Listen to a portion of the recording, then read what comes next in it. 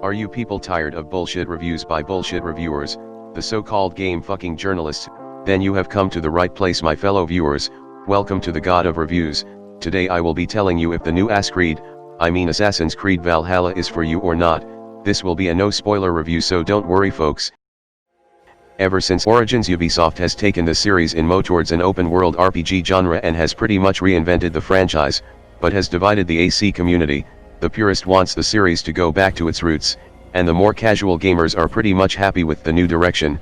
Valhalla has made a lot of changes with the last two AC games, and if you had liked the previous two, then it will definitely be enjoyable for you, but if you are someone who is tired of the new change and wants the old style back, Valhalla 2 has many things which will make you like this game and more optimistic for the future releases. Let's look if it is sufficient for you or not. The exploration in this game is the best in any open world game I have experienced. I mean, it is literally godly. It is no doubt the best aspect of the game by a mile. The removal of grinding, repetitive and fucking boring side missions with world events is the best decision Ubisoft has taken in a long time, and the thing which is the best part of these is how short and distinct they are. Most of them takes only 2 to 3 minutes, which a side activity should be, a side activity, and not super long, which doesn't make it any different from the main quest. Improval of the gear system with each unique weapon instead of billion weapons with same design and stats is very much appreciated. Odyssey had one of the most terrible gear and loot system. I fucking hated it. The loot system in this game is very rewarding. As for the story, it is by far the best since AC Rogue. They even fucking somehow improved the modern day story. The characters are very memorable. Each side character has unique personality and traits, and Eivor is a charismatic main lead. Not as good as Ezio or Edward, but still very good. I went with the male Eivor as it had a better voice acting than the female one, like Cassandra had better than Alexos.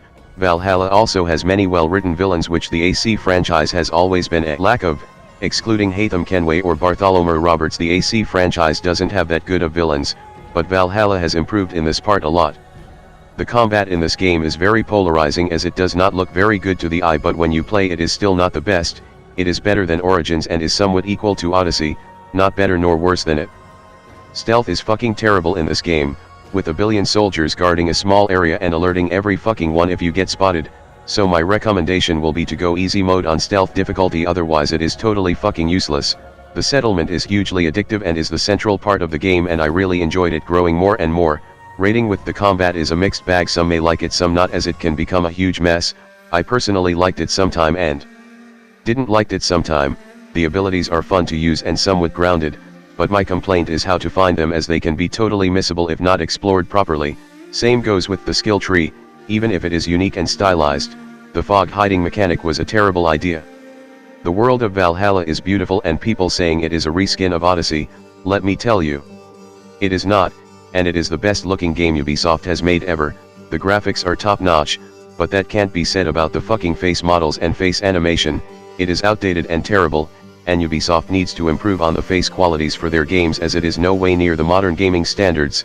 The accessibility options in Ubisoft games are always great, and Valhalla is no different. The thing which I hated the most in this game is the camera. I know people tend to hate the camera of every fucking game, but in my experience Valhalla has one of the most terrible camera work. Maybe it is due to the finishers or the terrible lock-on system. A camera patch is really required for the game. The game is also very buggy, but it is no way near game breaking. The autosave and manual save system in this game is quite good, so losing data from crashes is no way game breaking. The next bad thing which is in Valhalla is the size. It is super massive, and honestly too big for its own good.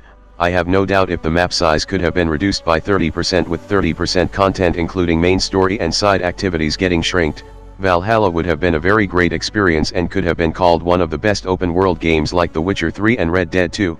The bloat has killed its quality. It is super fun to explore the world and follow the story, but doing that for more than 70 to 80 hours is tiring and exhausting. Reducing the size for the next AC game should be top priority for the developers, as people will get exhausted with the series if it follows similar pattern.